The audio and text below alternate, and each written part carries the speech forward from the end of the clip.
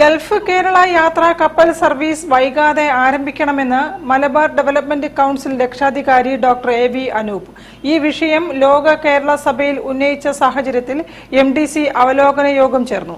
President C Chakkunni അധ്യക്ഷനായിരുന്നു. Gulf Kerala യാത്രാ ചരക്ക് കപ്പൽ സർവീസ് വൈകാതെ ആരംഭിക്കണമെന്ന് MDC രക്ഷാധികാരി ഡോക്ടർ AV അനൂപ് ലോക കേരള സഭയിൽ ആവശ്യപ്പെട്ടു. ഗൾഫിലെ തുറമുഖങ്ങളിൽ നിന്ന് കേരളത്തിലേക്ക് കുറഞ്ഞ ചെലവിൽ കപ്പൽ യാത്ര സംഘടിപ്പിക്കുക, അത് ഗൗരവമായി ആലോചിച്ച് വരികയാണ്.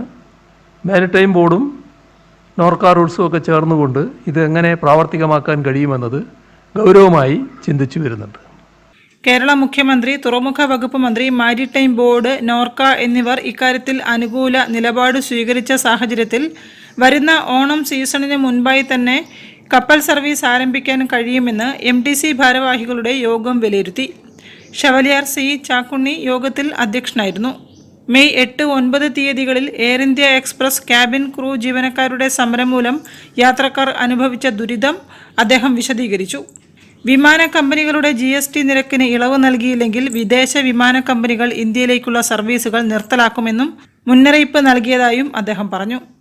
ജൂൺ 22 കേന്ദ്ര GST കൗൺസിൽ കപ്പൽ യാത്രാ ടിക്കറ്റ് GST ഒഴിവാക്കിയത് കുറഞ്ഞ നിരക്കിൽ യാത്രക്കാർക്ക് ആശ്വാസം നൽകുമെന്നും അദ്ദേഹം പറഞ്ഞു. രക്ഷാധികാരി A Sivasankaran, general secretary advocate MK Ayyappan, സെക്രട്ടറിമാരായ PI അജയൻ, കുന്നോത്ത് അബൂബക്കർ, ഖജാൻജി MV കുഞ്ഞാമു, വൈസ് പ്രസിഡന്റുമാരായ പ്രൊഫസർ ഫിലിം K ആന്റണി, ബേബി കിഴക്കെ ഭാഗം എന്നിവരും യോഗത്തിൽ പങ്കെടുത്തു. News bureau, Kozhikode. വാർത്തകളിൽ ഒരു ഇടവേള. ക്യാൻസറിനെതിരെ പൊരുതാനായി കാലിക്കറ്റ് സിറ്റി സർവീസ് സഹകരണ ബാങ്കും MVR ക്യാൻസർ സെന്ററും സംയുക്തമായി അവതരിപ്പിക്കുന്ന ക്യാൻസർ ചികിത്സാ സഹായ പദ്ധതിയാണ് മാസ് കെയർ.